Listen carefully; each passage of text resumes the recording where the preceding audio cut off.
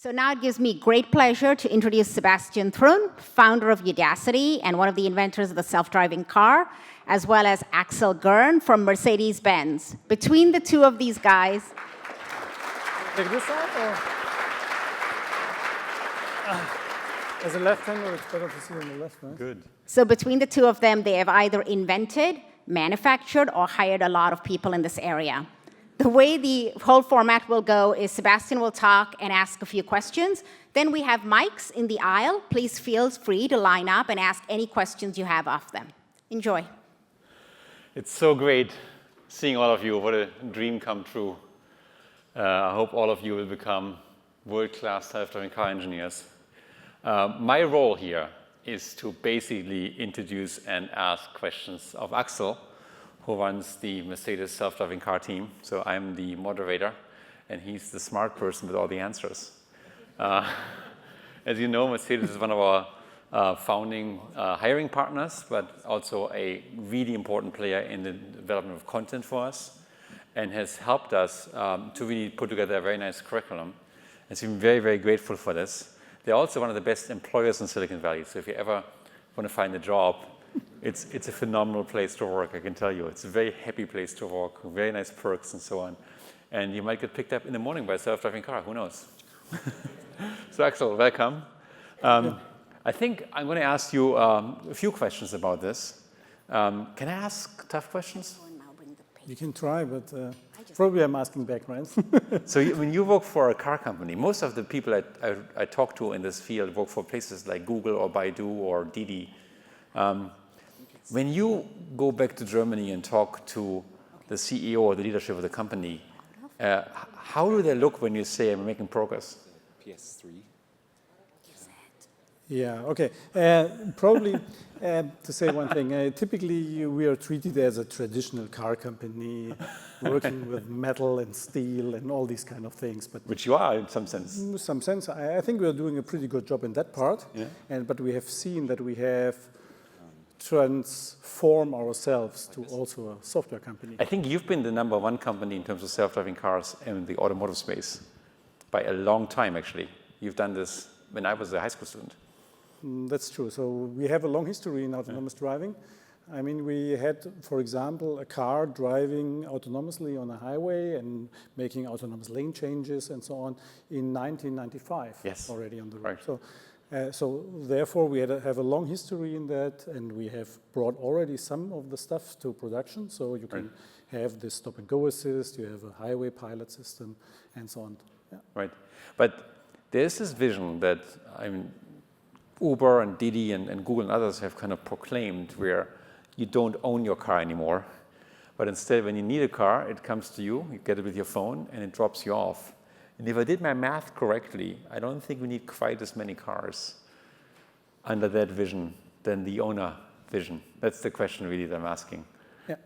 So yeah, it's a good question. I mean, there are several surveys out there, statistics and so on, and you can look at them, some saying we're getting half of the cars, some are saying we're staying at the same number because mobility is getting cheap, so we're getting more cars, and then you have to discuss whether we get less traffic jams in the inner city traffic or even more. That's basically the question. I think we will see what the future brings us there. Nevertheless, I think we have to be prepared of that. And you see that in typical dense inner city traffic, the number of cars owned by the customer will be reduced. And you see the success of Uber right now and so on. That will change, definitely.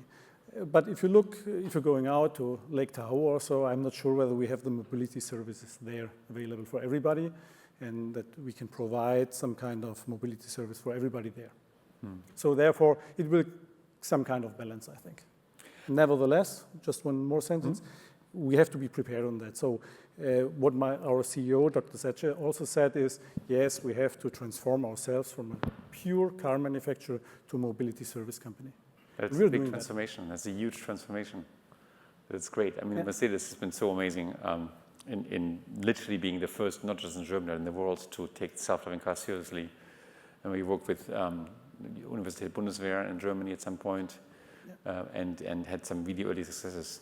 What's your timeline for these products to hit the marketplace? I mean, we have to distinguish two things. One thing is we will have autonomous driving systems we are selling to customers. First introduction will be some kind of a highway pilot system. My big boss, I'm not telling a secret, my big boss said the end of the century. Okay, the end of the century. Sorry, end of the decade, sorry. Otherwise I would be retired, I think, or even more, yeah, right? So you're just checking whether you're awake, right? no, you guys are awake. I think I'm still working then, so end of the decade. And, Good. So That is soon. That's fast. That is the one side Right. of the story. The other thing we discussed before is having the systems, mobility services for inner city traffic. I think that takes some years longer.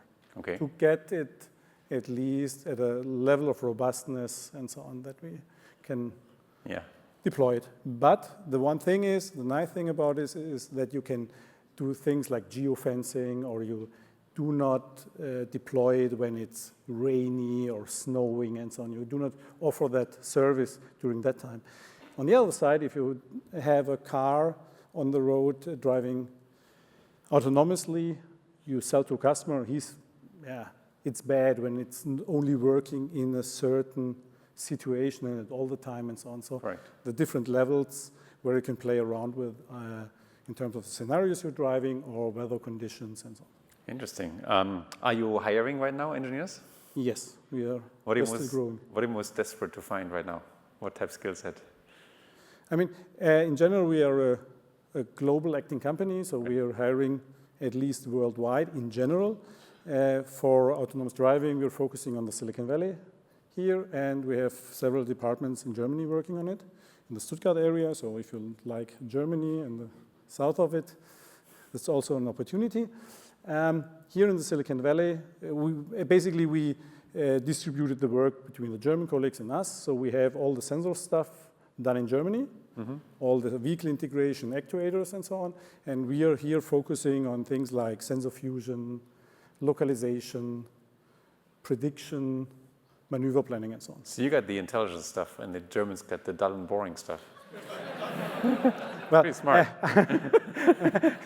I wouldn't say so, because if you look, for example, at the camera system, what's going on there, I mean, we have seen the videos before. That's amazing what's going on with deep learning there, and that is a whole new world, actually. So So the Germans will integrate the camera into the car, and you make it smart. Not only, so. No one's listening, don't worry. That's very cool. So any piece of advice you might have for a thirsty set of amazing students to get into the field? Mistakes to avoid? No, I think you have to make mistakes. That's important in the end. So you have to work hard on the stuff, think about it, make your mistakes, but learn from that. So that's basically the important thing. That's great. We have a microphone for questions from the audience, which I think will be much more interested in my questions. So there's a hand up there, a hand up here. If you could somehow pass those around. Line up behind the microphones. I see there's two microphones. One over there, one over there. Hi, while people are gathering here near your microphone, I'll ask the question. So you had a car 20 years ago that was capable of driving itself. It's a ADAC type of system, but still, it's a technology that you had before. And people were thinking autonomous driving cars in 1950s. Why now? So what it is we have today, or what's changed since then, so that now it's going to happen, or is it going to happen? Actually, lots of things have changed. So the dealing with big data, for example, is a huge change. You have the computational power in the car. When I worked on my first camera system, I had this little computer. It has the ability of a calculator also. You have to count every single bit in there. And that is one of the major changes you see right now, that it will be available in the car in production. Huge computational power, memory, and so on. Sensors have gotten much better, obviously. I mean, when I was a grad student, digital cameras were super expensive and extremely bad. very first work by Dickmans was barely able to find cars, usually on the black bar underneath the car, and they used what's called a transputer system, which was like high-end multi-processor, many hundreds of thousands of dollars of computer system that filled the entire trunk. That's all part of it. And then our ability to store data, as Axel says, and do data processing is fundamentally transformed. Yeah. Take a question over here. Yeah, thank you both for being here. When I was in middle school, I remember reading an article about self-driving cars in a special lane on the highway where they could communicate in a networked fashion and drive all at the same speed, much faster than we could ourselves. And I think we can get very far with sort of individual agents, the self-driving cars, acting in their own best interest. But and maybe this is a question the scope is at the end of the century. What are the limitations for cars that self-driving cars that communicate together? What can we achieve with networks of cars as opposed to individual agents? And what do you think the scope in terms of the time span is for those problems? I mean, you can make things much, much better if you can communicate with each other. That's clear. The problem is you will still have to cope with mixed traffic. So probably if you have an old timer, a nice old car, you do not want to give that away. And that is the least car that will go away, at least. So you cannot say, okay, sell your old Porsche or whatsoever Corvette just because you're not allowed to drive it anymore. So you have to deal with mixed traffic. That means you have to cope with all the situations without communication too. Yeah. I mean, if you look at the spectrum, if you can communicate, you can be super creative about what you build. For example, you could have a truck driver that drives a truck manually, and 3 other trucks line up behind it and are following the first truck, right? Which means now you can drive this convoy around the clock. There'd be a huge impact on the trucking industry if you could just do that, okay? And still you have a human driver in charge, so you make a train. There's projects in the US military, projects in Europe that pursue this. When I did the Google stuff, I never wanted to do this because I always wanted to make the first car useful, right? So the first customer happy, and then the second customer happy, and the chance that the first 2 customers are driving together is 0. So there's this chicken and egg problem that's been in the air for quite a while, and it's going to be staying with us for a while because customers won't pay for the added benefit of having communication unless there's a benefit. Question over there. So, Axel and Sebastian, what is the single biggest challenge to getting a self-driving car by the end of the decade? Is it infrastructure? Is it mapping? Is it going to be purely technical, regulations, sensor fusion? If you guys all work out, then technology is not among them. There's certainly, as different business models, there's the owner-operated business model where OEMs will have a leg up and you're subject to the manufacturing and testing cycles and release cycles of OEMs. It typically takes about 7 years to build a car, roughly, plus or minus. And then there's the somewhat more aggressive business model of the Ubers and Didis in the world that want to make transportation more as a service, and they're aiming in this direction. Their technology is still a big issue because you can't drive 100% reliable yet. And even 99% is not good enough, or 99.99% is not good enough. But I would say, I mean, if you look at Google as an example, which is still leading city driving at this point, the technology is almost there. It's still expensive. There's still an issue about sensor costs. So a Google car is way too expensive compared to what it should cost. So one of the pushes here is to go away from very expensive laser equipment into camera equipment. But the things are coming together, honestly. I mean, I see them, I mean, I'm an optimist. I think we're going to see pilots in the space for public use long before the decade is over. Yeah. I would add one thing, is the validation.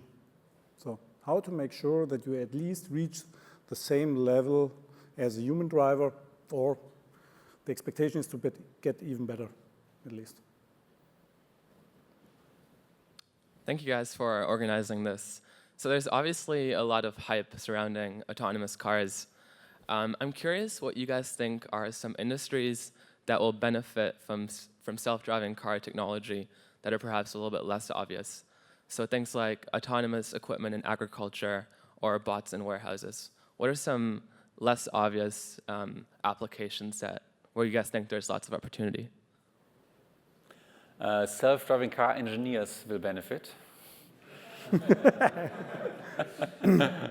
I mean, in the warehouses and agricultural industry, and so you can already see that change. I would say the real estate industry will benefit because now you're willing to live further outside. If you can sleep during your commute, then you're willing to live further outside. So if you want to be a good speculator, buy land at the outskirts of big cities where it's cheap. And you can create nice areas with trees and so on instead of building parking garages. Yeah, the parking garage industry will not be happy. The tort lawyers will not be happy. The trauma surgeons will not be happy. The insurance companies will not be happy. Yeah. Actually, we're very unhappy. And car insurance is for most insurance companies the most profitable insurance. And right now, it's a consumer product.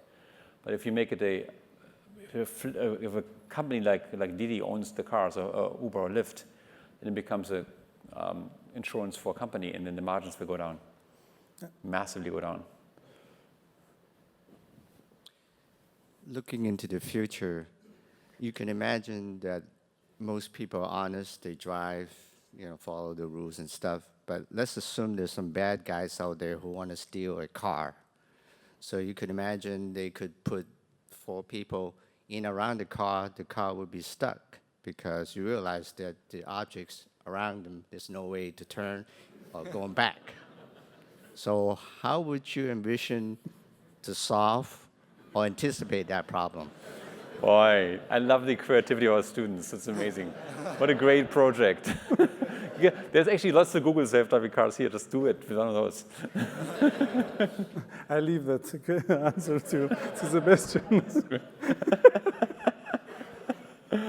It's been, taking this more into serious territory, it's been a very broad discussion about cybersecurity for cars. And there's been some data, Research Lab in UCLA and others, who've shown that you can actually hack into existing cars and with very mild tricks,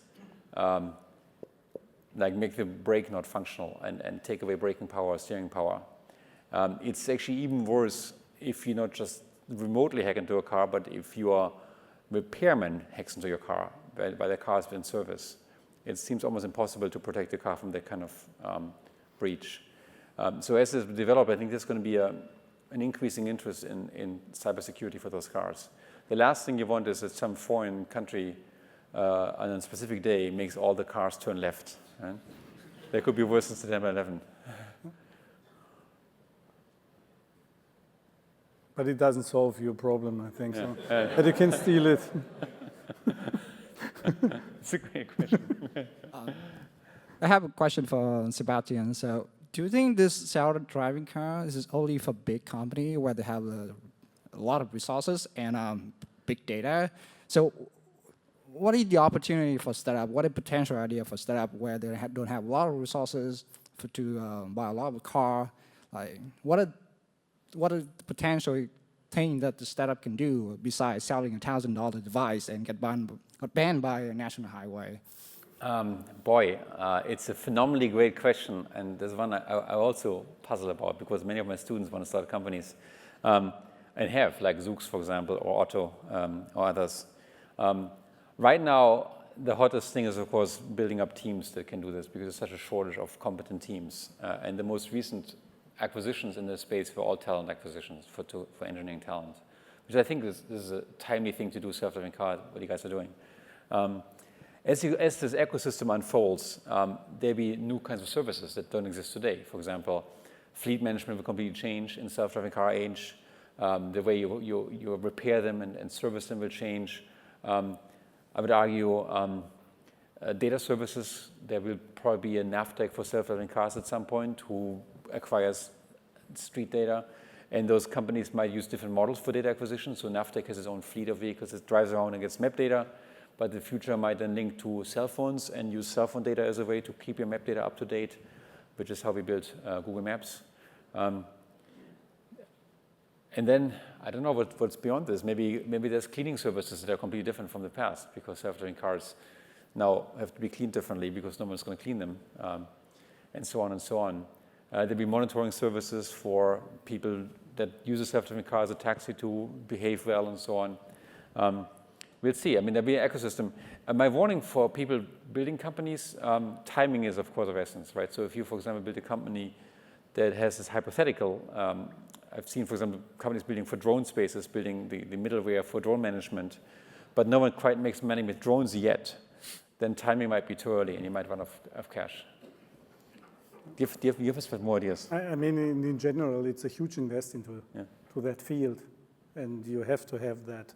And it takes a long time until you get a return. Yeah. So that is pretty difficult. I mean, I have a hunch that many of the self-driving car companies, the service companies, will use electric as a propulsion.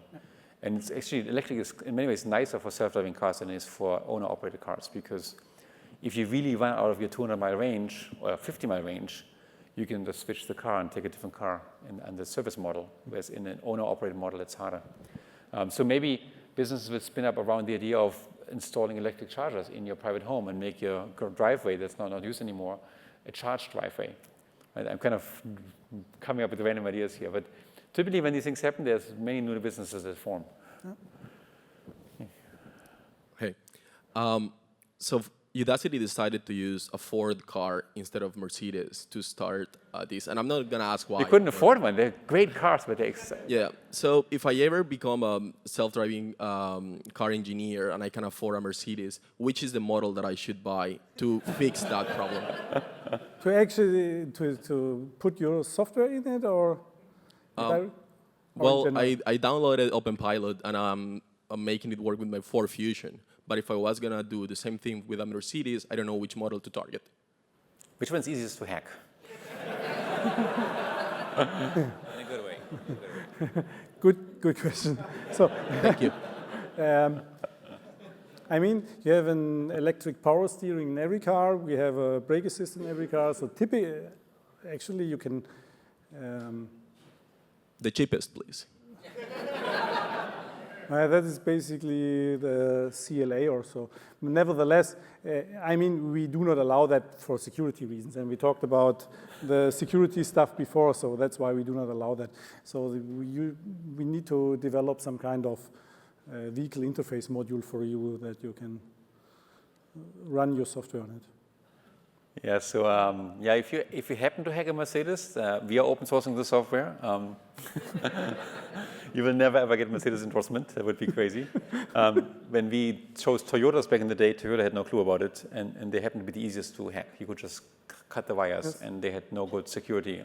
So you could just have a scope running and figure out what the signals were. And in the Ford case, it's very similar right now. That's very used to Ford. I can tell you our team would love to sit in a Mercedes every day. And maybe it's going to happen. Maybe someone at Mercedes hears about this and gives us a Mercedes. We'll see. Thank you. Gentleman before me just asked exactly the question I wanted to ask, so I'm not going to elaborate on that. A question for Sebastian. If you can comment, which mapping company did you buy maps from for Udacity? And do you see mapping as a valid business model to build a startup on? Which car company did I buy? Mapping. Sorry, mapping. Like Mapping company. Somebody from Udacity mentioned that you'll be buying. So I'm not sure. I didn't buy a mapping. Let's see. I worked at Google, and before I did Google X, I ran a project called GT, where we built the entire digital map set for the world. So every time you pull the phone and you use Google Maps, we did that data. And there was a competitor to Navteq and TeleAtlas, the two duopolists at the time, and empowered Google to run turn-by-turn directions on phones, which was new by Android at the time. I think there is valid business models for mapping in there, and it's everyone's guess who's going to win this mapping game. And the reason is just economically, every car company building its own map set is just not very economical. It's much smarter for car companies to license from somebody else. So somebody else will end up being able to do this across many, many car companies, and as a result, offer these services cheaper. I don't know, I mean, how close car companies are actually to licensing self-driving car data. My feeling is not that close yet, because the data formats are still being studied, right? Yeah, but nevertheless, I mean, as one step in that game, strategically we acquired HERE, which formerly was Navteq, together with BMW and Audi, to get into that field and to basically get the maps we need also for self-driving cars. Yeah. Typically what happens in this space is actually funny, that the well-established companies are often outmaneuvered by the small companies. And the reason is the well-established companies have well-established personnel and way of doing things, Like in mapping, you can get a PhD called Geoinformation Systems, and they have ways of doing this. And when we looked at Google and wanted to build our own maps, we realized that the processes are really archaic. So we fired all the GIS people on our team and went to computer scientists, and they did a much better job as a result. The same happens in many, many cases. I mean, I think that in the self-driving car space, I think small teams have a real chance to make significant progress. And you should try and then being acquired by companies like Mercedes or Google. A quick question for Axel. I've been a huge fan of Car2Go, which is a Mercedes-owned car-sharing, car rental service. I haven't seen much developed on that, and BMW seems to be stepping up with Reach Now, and I just went to Portland. It was an amazing experience. I'm wondering if you're doing anything with Car2Go, and this seems like a great way to deploy vehicles as well. Plus, I'd love to drive a Mercedes in Bay Area without owning one. So curious if you're. Every time I see Mercedes is standing in the dealerships, it hurts me because like people can be driving them just requesting by the phone, and nobody's doing that. So. I mean two things. First of all, yes, we are introducing also Mercedes cars to Car2Go right now. As far as I know, I'm not in that business. Nevertheless, you can change the business model for this car sharing dramatically when you have self-driving cars, because you can bring the cars to the customer and you redistribute them and so on. And that's actually one of the use cases we're working on. How to drive a Mercedes without owning one. I can think of a couple of ways. None of them are legal. This is for Axel. You mentioned that we can expect fully autonomous cars at the end of a decade or so. Currently, we have a lot of autonomous functions in the cars, such as parallel parking, emergency braking, cruise control. What is Mercedes currently working on for autonomous functions? Because we can do a lot of autonomous things for a car that aren't fully autonomous. So I want to know what's coming up in the next couple of years. Exactly. When you're talking about the SAE nomenclature, we have currently level 2 automation, which is, I don't know how you call it, partially in a combined automation. So you combine it to some kind of lane keeping and distance control and so on, but nevertheless, the driver has to take over responsibility at short notice. Yeah. And that is a key to change when you're coming from level 2 to level 3, that you allow the driver to do different things while driving, saying, reading emails in the head unit or whatsoever. So you cannot hand over responsibility at short notice within a second or so. You have to allow the driver to understand the traffic situation and act accordingly. And that is level 3 automation at least. So, and the step is from level 2 to level 3. Okay. So that means even in case of a failure, the vehicle must be able to cope with the situation for a certain amount of time. And that means, if you break it down, you need redundant systems and so on. So the 5 levels are worldwide? Because I know NASTA, National Highway Safety, they issued a document on the 5. There's a lot of confusion. There was from a German version, there is the NHTSA version, there's the SAE, but I think it all breaks down now to the SAE, and also the NHTSA is adopting that. So, and typically for the cars we're selling to customers, we're going from level 2 to level 3 as the next step. Okay, and thank you for coming here to see us from Germany. Thank you. So thank you for doing this. So I had two-part questions. So one was, come June, when I finish my course, I'm going to hack my Prius. So it'll be good if you open source what you did on Prius or on Ford, because that's not available. That will be really useful. And the second one was, Tesla is talking about all cars are going to come with the hardware in it. Obviously, I don't have one, but is Mercedes planning on any models which will actually have the hardware built in, and come 2018, you will start pushing software in it or something like that? I mean, over-the-air update is a big thing, and yeah, we are working on that, definitely, to get also over-the-air updates on the long run. I think we have time for one final question before Shanaz cuts us off. So please, over here, and apologize for those who can't ask. Thank you. I was hoping to get your thoughts on the ethical implications involved in creating a collision avoidance system. For instance, a hypothetical where a car could either hit a pedestrian but save the lives of the occupants, or hit a wall and save the pedestrian but kill the occupants. That's one ethical issue that's been kind of thrown around on the internet the past few years, and I was hoping to get your take on it. Mr. Thank you. I like it. Both of you, please. No, it's a very serious question. It's a great question. Actually, we do not have a solution yet. Actually, I mean, would you buy a car that will kill you in case of such an emergency? I don't know. So, but probably it's from a society point of view the best solution, right? And I mean, everybody's talking about the trolley problem. That is a very, very rare case, at least. So, but I think on the other, we are working on that, and it's a difference between a human driver coming to that situation. He's just able to react in a split of a second, right? And on the other side, you have the developer of such a system who's sitting in front of his monitor thinking about it for hours, how to solve it.